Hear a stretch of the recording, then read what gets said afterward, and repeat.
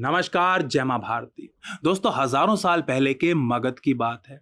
आचार्य चाणक्य धनानंद का तख्ता पलट करके मगध के सिंहासन पे अपने शिष्य चंद्रगुप्त को बिठा चुके थे। धनानंद को राज्य से निष्कासित किया जा चुका था और अभी तक चंद्रगुप्त का राज्याभिषेक नहीं हुआ था, यानी कि अभी तक उसको फॉर्मली मगध का राजा घोषित नहीं किया गया था। अब ऐसे में चाणक्य को दिन रात एक डर सताने लग गया था और ये डर था चंद्रगुप्त की सुरक्षा का, उसके प्राणों का। चाणक्य को अब ये डर सता रहा था कि धनानंद तो गया, लेकिन उससे जो सहानुभूति रखने वाले लोग हैं, उसका जो हितैषी वर्ग है, वो अभी भी मौजूद है और ये लोग कहीं षड्यंत्र रच के चंद्रगुप्त को मरवाने का प्रयास ना करें। उनका ये डर सही भी साबित होता है। आगे चल के कई बार चंद्रगुप्त को मरवाने के विफल प्रयास किए भी जाते हैं। अपने इसी डर के चलते चाणक्य निर्णय लेते हैं कि यदि चंद्रगुप्त के प्राणों को हमेशा हमेशा के लिए सुरक्षित करना है तो उसकी शादी धनानंद की बेटी देवी धारिणी से करवानी होगी। उनको यह लग रहा था कि यदि चंद्रगुप्त की शादी देवी धारिणी से हो गई तो फिर धनानंद के जो हितैषी हैं वो चंद्रगुप्त को नहीं मरवाएंगे। ये लोग चाहे जैसे भी हों, लेकिन अपने ही हाथों अपने राजा की बेटी को विधवा नहीं बनाएंगे। इसीलिए आचार्य चाणक्य एक दिन चंद्रगुप्त को अपने पास बुलवाते हैं और अपना ये एक तरफा निर्णय उसको सुना डालते हैं। अपने आचार्य का आदेश सुनने के बाद चंद्रगुप्त काफी देर तक तो चुपचाप खड़ा रहता है और फिर किसी तरह हिम्मत जुटाकर बोलता है कि आचार्य मैं देवी धारिणी से शादी नहीं कर सकता। आचार्य उससे पूछते हैं, क्यों देवी धारिणी में कोई कमी है क्या, तुम उससे शादी क्यों नहीं कर सकते? इस पर चंद्रगुप्त कहता है कि नहीं, उसमें कोई कमी नहीं है, लेकिन मैं उससे प्यार नहीं करता और मैं जिससे प्यार नहीं करता उससे आखिर शादी कैसे कर सकता हूं। चंद्रगुप्त का यह उत्तर सुनने के बाद, यह तर्क सुनने के बाद आचार्य चाणक्य गुस्से के मारे आग बबूला हो जाते हैं और चंद्रगुप्त को खूब खरी खोटी सुनाना शुरू कर देते हैं। चाणक्य चंद्रगुप्त से कहते हैं कि अपनी मर्जी से प्यार करने का अधिकार तुझे किसने दिया? जिस व्यक्ति के कंधों पर भारत राष्ट्र के निर्माण का दायित्व हो, वो अपनी मर्जी से प्यार कैसे कर सकता है? वो इतना ज्यादा स्वार्थी कैसे हो सकता है? गुस्से गुस्से में चाणक्य चंद्रगुप्त से बोल जाते हैं कि गलती शायद मेरी ही है कि मैंने भारत के भावी राजा के रूप में एक गलत आदमी को चुन लिया। गलती शायद मेरी ही है। अपने आचार्य के मुंह से निकली ये बात चंद्रगुप्त के कलेजे में खंजर की तरह उतर जाती है और वो गुस्से में वहां से चला जाता है। इसके बाद दोनों ही गुरु शिष्य कई दिनों तक एक दूसरे से बात नहीं करते। जब ये सब चल रहा था तब चाणक्य का एक और शिष्य वहीं पर मौजूद था, जिसका नाम था शारंग राव। शारंग राव भी गुरुकुल में चाणक्य का शिष्य रहा था और चंद्रगुप्त के साथ ही पढ़ा था, उसका क्लासमेट था और मगध आने के बाद आचार्य चाणक्य का पीए यानी कि पर्सनल असिस्टेंट बन गया था। और आज अपने आचार्य और दोस्त के बीच में ये झगड़ा देखकर, ये कलेश देखकर उसको बहुत ज्यादा दुख हो रहा था, बहुत ज्यादा पीड़ा हो रही थी। काफी ज्यादा हिम्मत जुटाने के बाद वो चाणक्य से कहता है कि आचार्य, यदि आप बुरा ना माने तो क्या मैं आपसे कुछ पूछ सकता हूं? चाणक्य कहते हैं कि हाँ भाई, अब तू भी सुना ले, वो तो खरी खोटी सुनाकर चला ही गया, अब जो तुझको सुनाना है तू भी सुना ले। शारंग राव चाणक्य से कहता है कि आचार्य, अभी तो हमने मगध की सत्ता को ठीक से संभाला तक नहीं है, अभी तो हमारे पैर मगध की भूमि पे ठीक से जमे तक नहीं है और अभी से ही हम लोगों के बीच में ये झगड़े शुरू हो गए हैं, ये कलेश शुरू हो गए हैं। आप मगध के महाअमात्य और कुमार चंद्रगुप्त मगध के राजा, और अभी से ही आप दोनों के बीच में झगड़े शुरू हो गए हैं, कलह शुरू हो गई है। क्या ये हमारे आने वाले दिनों के लिए, हमारे राजनीतिक भविष्य के लिए बुरा संकेत नहीं है?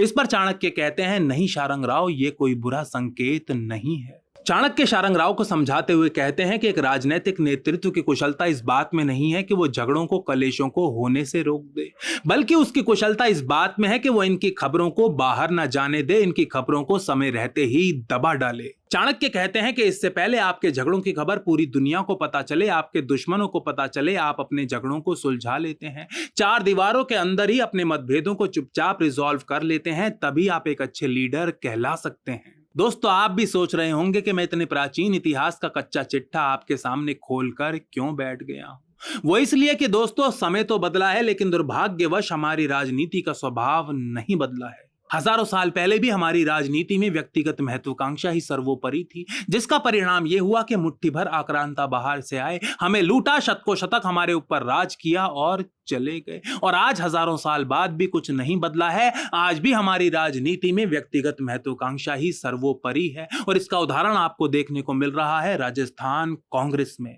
यदि कांग्रेस पार्टी ने इस देश की किताबों में सही भारतीय इतिहास पढ़ाया होता, सच्चा इतिहास पढ़ाया होता और थोड़ा बहुत खुद भी पढ़ लिया होता, तो उनकी ऐसी दुर्दशा ना होती जैसी कि आज राजस्थान में हो रही है। दोस्तों, राजस्थान में गहलोत और पायलट के बीच जो कलेश हो रहा है वो एक बार फिर से साबित करता है कि आज की डेट में कांग्रेस में नेतृत्व नाम की चीज नहीं बची है। It's leadership has reduced to zero. Rajasthan में गहलोत और पायलट के बीच में कुर्सी को लेकर जो रस्साकशी चल रही है वो साबित करती है कि यदि आपके नाम के आगे गांधी नहीं लगा हुआ है या फिर आप गांधियों के पुराने वफादार नहीं हैं तो आपका कांग्रेस में कोई राजनीतिक भविष्य हो ही नहीं सकता। सबसे ज्यादा चौंकाने वाली बात, चौंकाने से ज्यादा डराने वाली बात कि इस विवाद में राहुल गांधी कहीं हमें देखने को मिल ही नहीं रहे हैं, वो पूरी तरह नदारद हो चुके हैं। प्रियंका गांधी हमें दिखाई पड़ रही हैं, सोनिया गांधी हमें दिखाई पड़ रही हैं, लेकिन राहुल गांधी कहीं भी देखने को नहीं मिल रहे हैं। ये बात अपने आप में डराने वाली इसलिए है क्योंकि कांग्रेस पार्टी राहुल गांधी को इस देश के भावी प्रधानमंत्री के रूप में देखती है और कल को बड़ी बात नहीं होगी यदि राहुल गांधी इस देश के प्रधानमंत्री बन भी जाएं। अब जरा सोचिए, एक ऐसा व्यक्ति जो कल को इस देश का प्रधानमंत्री बन सकता है वो अपनी पार्टी में इतने छोटे से झगड़े को निपटा नहीं पा रहा है, सुलझा नहीं पा रहा है, उस झगड़े से बचता फिर रहा है। क्या आपने सोचा है कि इस पूरे झगड़े में राहुल गांधी हमें कहीं भी दिखाई क्यों नहीं पड़ रहे हैं? वो इस झगड़े से आखिर बचने का प्रयास क्यों कर रहे हैं? मैं आपको बताता हूं। वो इस झगड़े से नहीं बल्कि सचिन पायलट से बचने का प्रयास कर रहे हैं। वो सचिन पायलट से अपना मुंह छिपाते फिर रहे हैं। राहुल गांधी ने 2018 से पहले ही राजस्थान चुनावों की कमान पायलट के हाथों में सौंप दी थी। उन्होंने सचिन पायलट से कहा था कि तुम पार्टी को राजस्थान दो और मैं तुम्हें वचन देता हूं कि मुख्यमंत्री की कुर्सी तो तुम्हें ही मिलेगी।